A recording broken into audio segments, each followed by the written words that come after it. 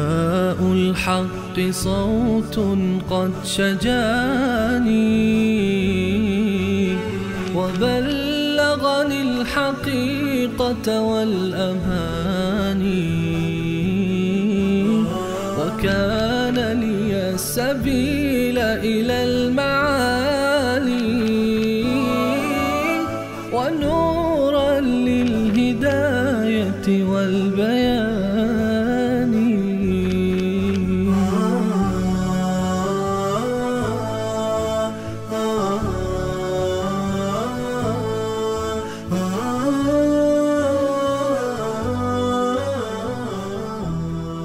بسم الله الرحمن الرحیم. اللهم صل علی محمد و علی آل محمد كما صليت على ابراهیم و علی آل ابراهیم انك حمید مجید و بارک علی محمد و علی آل محمد كما بارکت علی ابراهیم و علی آل ابراهیم انك حمید مجید. عرض سلام دارم و ادب و احترام خدمت همه شما خوبان و سروران. امیدوارم هر کجا که هستید در سایه الطاف الله متعال هر روز و هر لحظه زندگیتان زیباتر از روزها و لحظات گذشته آن سپری گردد.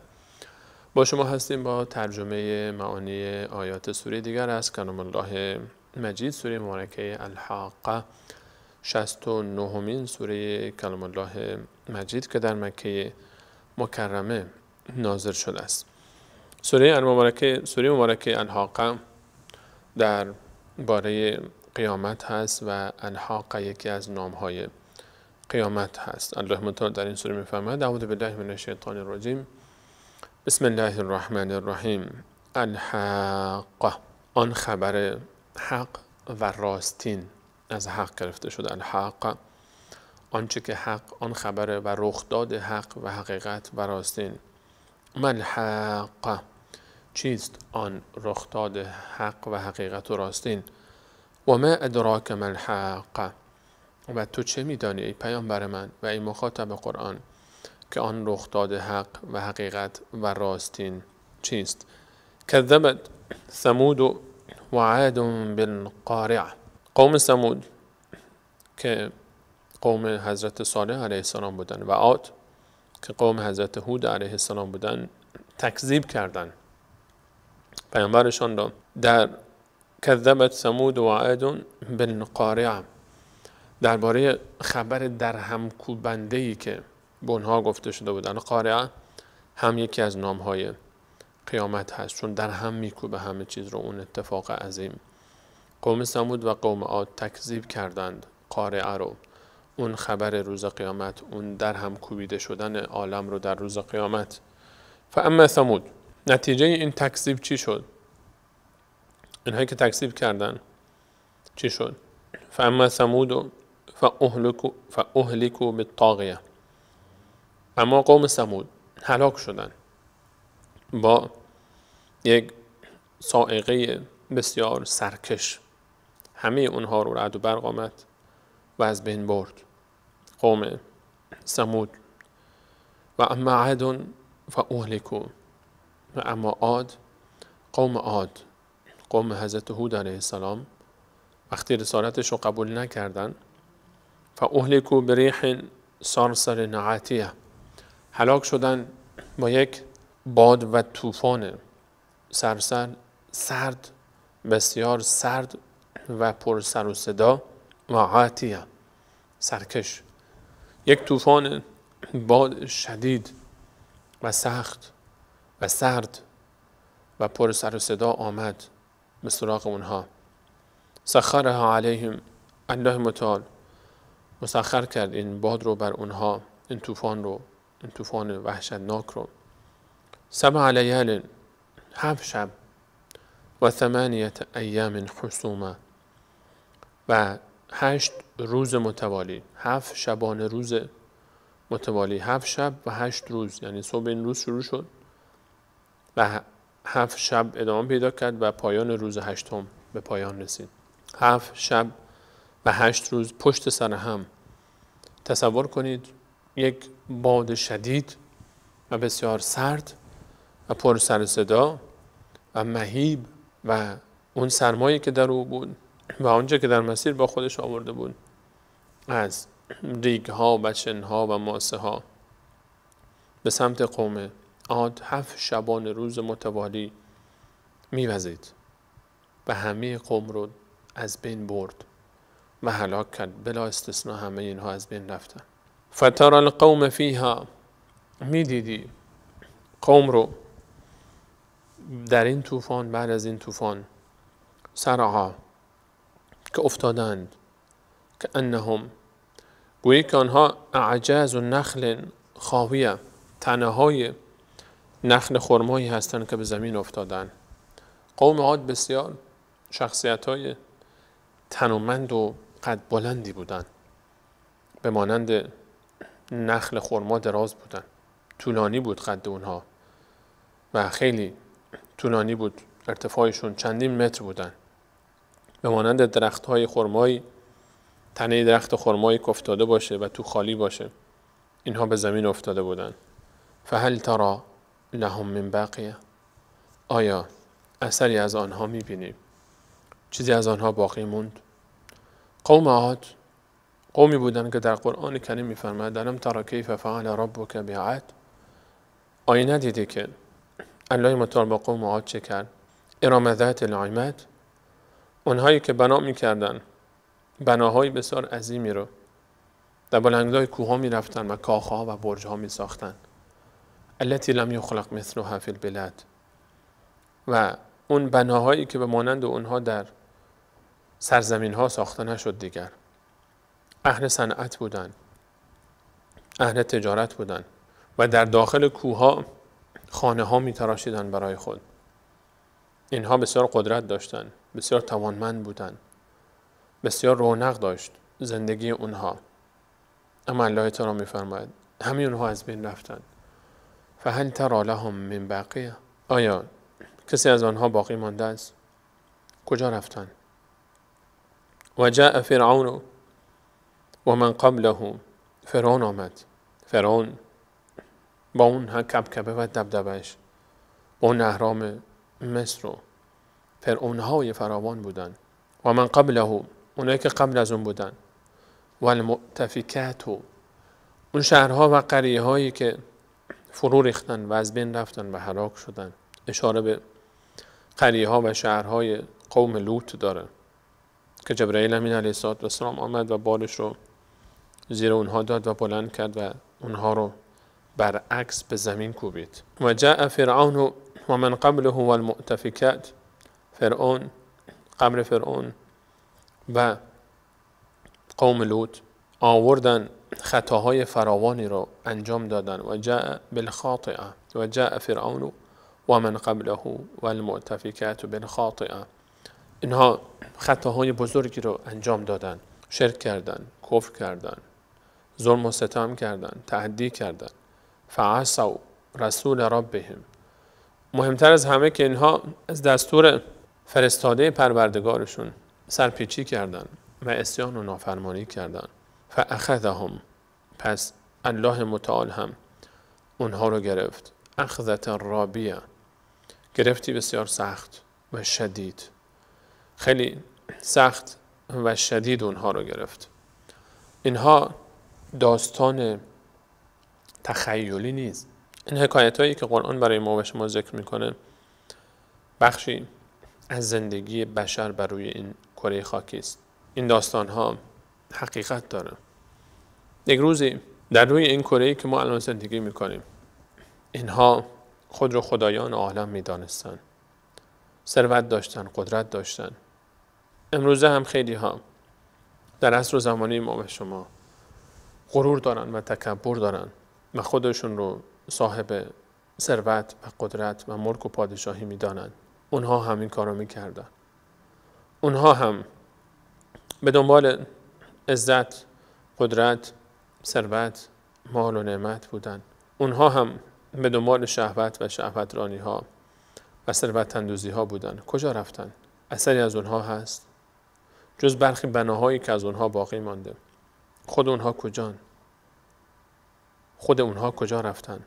200 سال بعد، 300 سال بعد، 400 سال بعد، 1000 سال بعد من و تو میشیم داستان تاریخی که باز 1000 سال بعد تعریف خواهند کرد.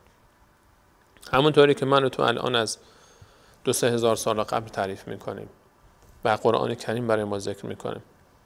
این حکایت برای من و تو هم تکرار خواهد شد.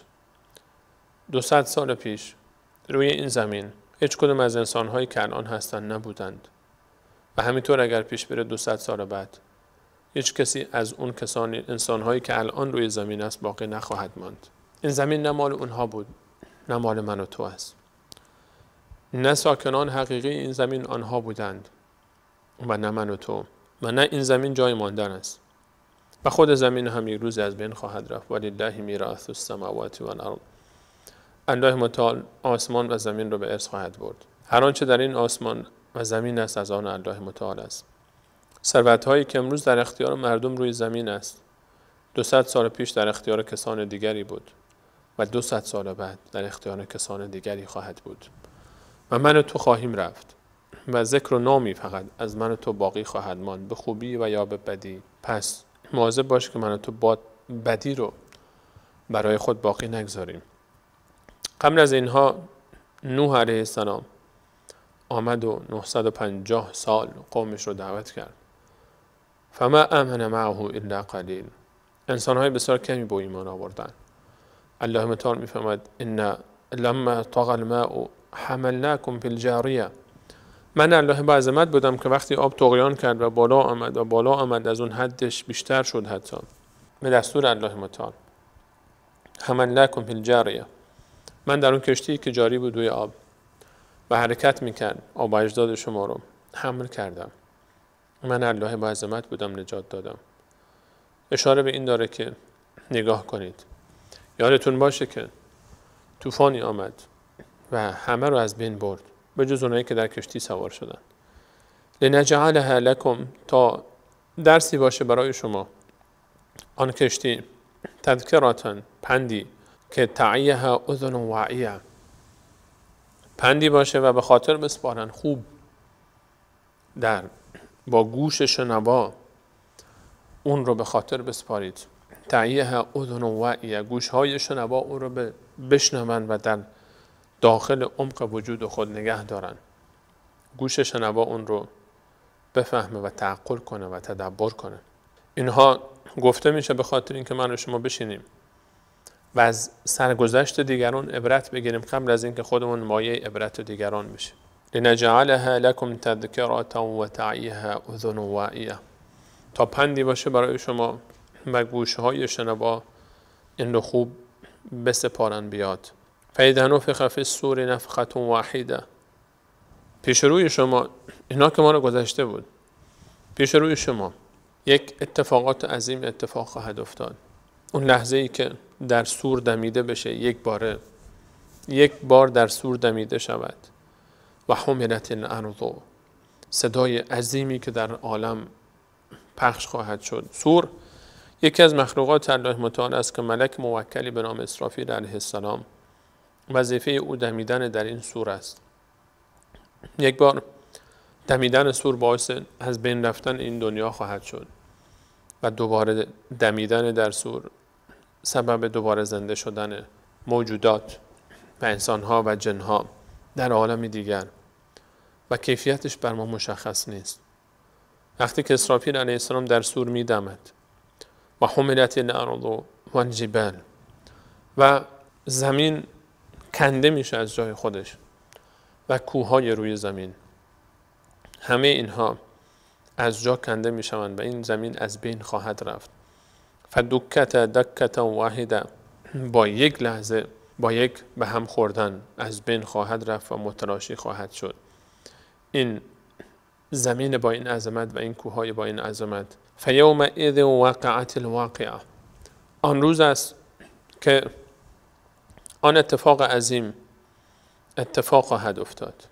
اذا وقعت الواقعه، اون روزی که واقع می شود آن واقعه و اتفاق بزرگ، پایان این دنیا، اون لحظه ای که از این دنیا منتقل میشیم به عالمی دیگر و پایان این دنیاست و شروع دنیای دیگر. و انشقت السماء فهی یومئذ واهیه، و شق می شود آسمان ها، آسمان از هم شکافته خواهد شد. فهی یومئذ واهیه، و آسمان اون روز بسیار سست خواهد بود. تمام این نظم و شگفتی از هم خواهد پاشید. و همه چی از بین خواهد رفت. ستارگان و سیارات، خورشید و ماه و زمین و هر آنچه که ما در آسمان می‌بینیم همه از بین می‌روند. انفجارهای عظیمی اتفاق خواهد افتاد و پایان این دنیا خواهد بود. عمر این دنیا به پایان میرسه. والملک علی ارجائها، ملائکه رو خواهید دید که در گوشه و کنار آسمان هستند. و یحمل عرش ربک فوقهم یومئذ ثمانیه، آن روز بزرگترین مخلوق الله متعال که عرش نام دارد، عرش رو حمل خواهند کرد هشت ملک عظیم، هشت ملک عظیم در روز قیامت عرش رو حمل خواهند کرد. اینها به نام ملائکه حملة العرش نامیده شدند و در سوره مبارکه غافر الله متعال اشاره میکنه به اونها الذین یحملون العرش، کسانی که حمل میکنن عرش الله متعال. و عرش بزرگترین مخلوق الله متعال است که الله متعال مخلوقی به عظمت عرش نیافریده است و عرش بزرگترین مخلوق الله متعال است که تمام آسمان ها و تمام آنچه که ما میبینیم در برابر او به مانند انگشتری است در بیابان و سقف جنت است و الله متعال مستوی است و قرار گرفته بالای عرش خود.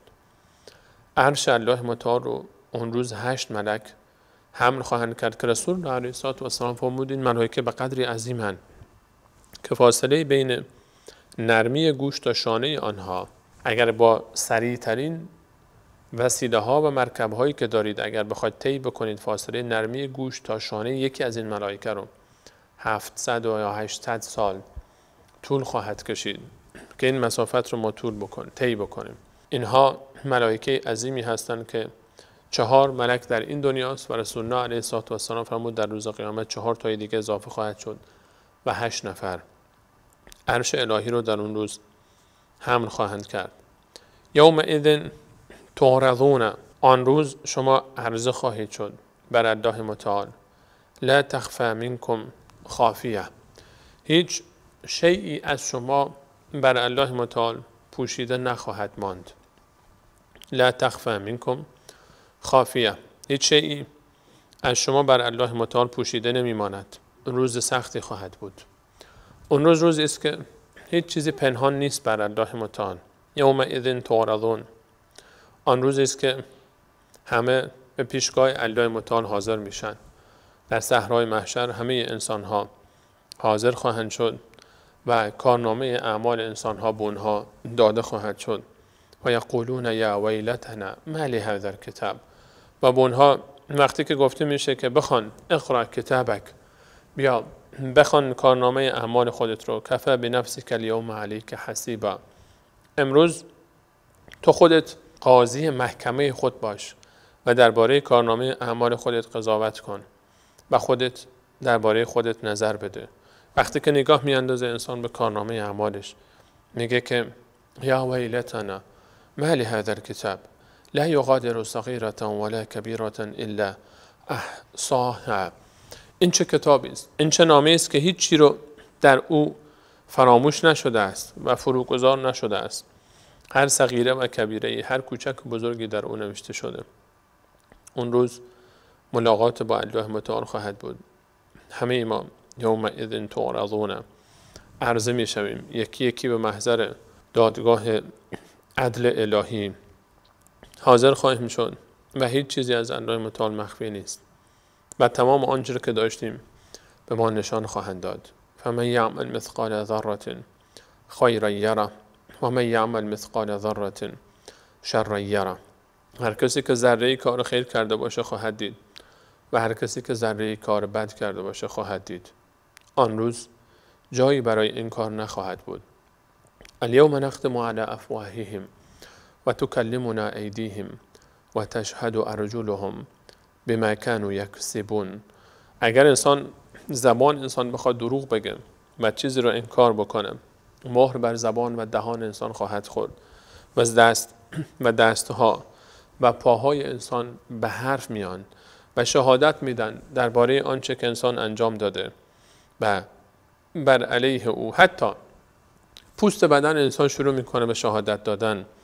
و قالوا لجلودهم لما شهدتم علینا، و با تعجب به پوستهای خود میگن، به پوست بدنشون چرا دارید شهادت میدید بر علیه ما، بر علیه خودتون چرا شهادت میدید؟ میگن انطقنا الله الذي انطق كل شيء، اون ذاتی که همه چی رو به سخن آورده ما رو به سخن آورده است و نمیتونیم چیزی رو مخفی بکنیم. یومئذ تعرضون لا تخفى منكم خافیه، آن روز در دادگاه عدل الهی در پیشگاه الله متعال هیچ چیزی مخفی نخواهد ماند. آنچه که پشت دیوارهای بسته در زندانها اتفاق افتاد به دست ظالمان متجاوز ستم پیشه در طول تاریخ بشر همه و همه آشکار خواهد شد.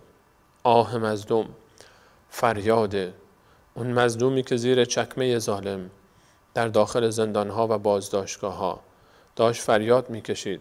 اون روز همه فیلم اون صحنه پخش خواهد شد، چیزی مخفی نخواهد ماند. چه فریادهایی که مخفی مانده است در پشت دیوار زندانها و چه فریادهایی که به خاطر از دست دادن جان و یا ناموس و یا شرف و آبرو و مال به آسمان رفته است، اما انسانها از آن بیخبرند. چه ظلمهایی که نشده در پشت درهای بسته، چه جنایتها و تجاوزها و تعدیهایی که اون روز یومئذ تعرضون لا تخفى منكم خافیه، آن روز همه چی عرضه خواهد شد، هیچ چیزی مخفی نخواهد ماند. چه جنایتهایی که اتفاق نمیفته وقتی چند نفر در پشت در بسته‌ای دسیسه میکنن درباره شخص دیگری یا گروهی یا ملتی و خیانت میکنن، جنایت میکنن، پشت پرده میان و وطن فروشی میکنن، شخص فروشی میکنن، ملت فروشی میکنن و دوستانشون، آشنایانشون، خانواده خودشون، عزیزانشون رو به بهای ناچیزی میفروشن. اینها یومئذ تعرضون لا تخفى منكم خافیه. اون کسی که بر علیه کسی دیگری دسیسه کرده بود، ظلمی کرده بود، حقش رو خورده بود، جنایتی کرده بود، بد کرده بود، بد گفته بود و اون هیچ وقت خبر نشد، هیچ وقت نفهمید که قاتل این عزیز من کی بود، هیچ وقت نفهمید که این ضربه رو از کجا خورد، اما اون کسی که این کارو کرده میداند. یومئذ تعرضون لا تخفى منكم خافیه. آن روز به پیش الله متعال عرضه خواهد شد و هیچ چیزی از شما مخفی نخواهد ماند، چیزی مخفی نخواهد بود. آنچه که نوشته شده و نوشته نشده، آنچه که گفته شده و گفته نشده، آنچه که شنیده شده و شنیده نشده، آنچه که به تصویر کشیده شده و به تصویر کشیده نشده، همه اینها، هر آنچه که اتفاق افتاده، چه مردم با خبر باشن چه بی خبر باشن، الله متعال با خبر است. فیلم اینها ضبط شده، همه اینها روزی در پیشگاه دادگاه عدل الهی مطرح خواهد شد.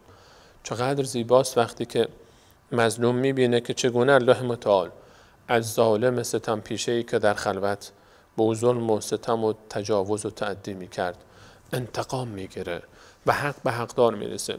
اگر این قسمت از عالم نبود، اون دادگاه عدل الهی که انسان به پیشگاه الله متعال حاضر میشه و ترازوی عدل الهی و نضع موازین القسط، ترازوی وزن عدالت الهی گذاشته خواهد شد، اگر اون عدالت نبود زندگی برای انسان بسیار سخت بود. مظلوم کجا باید داد ظلمی که بر او رفته رو دادخواهی میکرد؟ انسانی که حقی از او ضایع شده کجا باید حق خود رو به دست می آورد؟ کجا بود کسی که حق او رو بگیره در این دنیای پر از ظلم و ستمی که فریادهای میلیون ها نفر هر روز به آسمان بلند است؟ اما الله متعال به ظالم فرصت میدهد. فلا تحسبن الله غافلا عما یعمل الظالمون، گمان مبر که الله متعال از آنچه که ظالمان انجام میدهند غافل است. انما یؤخرهم لیوم تشخص فیه الابصار، با آنها مهلت میدهد، به تأخیر میاندازد عذاب اونها رو در روزی که چشمها خیره خواهند شد و سرها به سمت آسمان بلند است و نمیدانند که چه کار بکنند. الله متعال به کافر مهلت میده تا بیشتر گناه بکنه و بیشتر عذاب بکشه، به فاسق و فاجر مهلت میده. به یک روز انتقام همه اینها رو خواهد گرفت. نگران نباش اگر بر تو ظلمی روا رفته است، اگر کسی حقی از تو رو ضایع کرده، اگر دستی دراز کرده به سمت جان، مال، ناموس و آبروی تو. کالله متعال یومئذ تعرضون لا تخفی منکم خافیه. آن روز همه چی عرضه خواهد شد و هیچ چیزی مخفی نخواهد ماند و الله متعال در آن روز حق را به اقدار خواهد رساند. نگران نباش، یک روزی همه ناعدلی ها، همه ظلم و ستم ها به سزای خود خواهند رسید و حق به حقدار خواهد رسید و عدالت جایگاه خود را پیدا خواهد کرد. و یکی از بزرگترین دلایل وجود قیامت همین عدالتی است که باید اتفاق بیفته.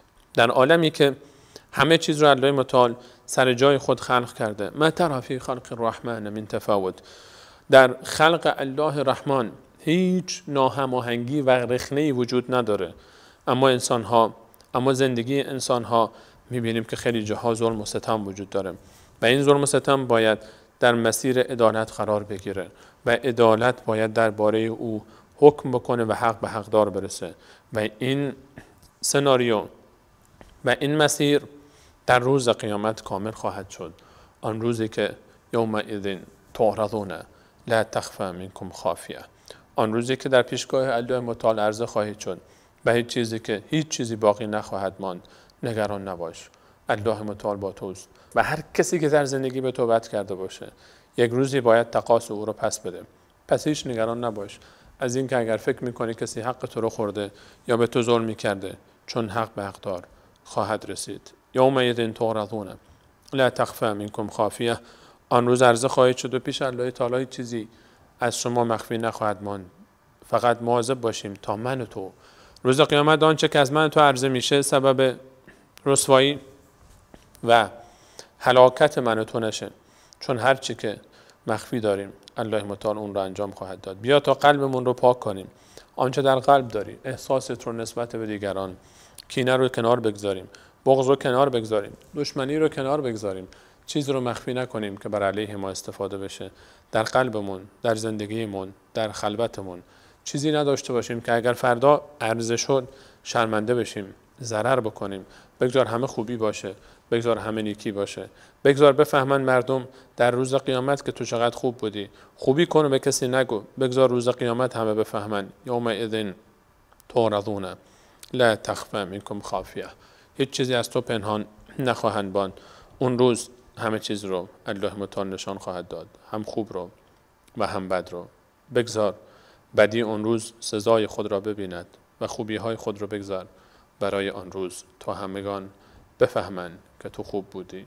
یک روزی این اتفاق خواهد افتاد. تو خوب باش و کاری به کار دیگران نداشته باش. الله متعال میداند چگونه با ظالمان رفتار کند. از اینکه تا این لحظه برنامه خود یاری کردید از همه شما عزیزان نهایت سپاس رو دارم. تا برنامه بعد همه شما عزیزان به الله متعال میسپارم. الله یار و نگهدارش.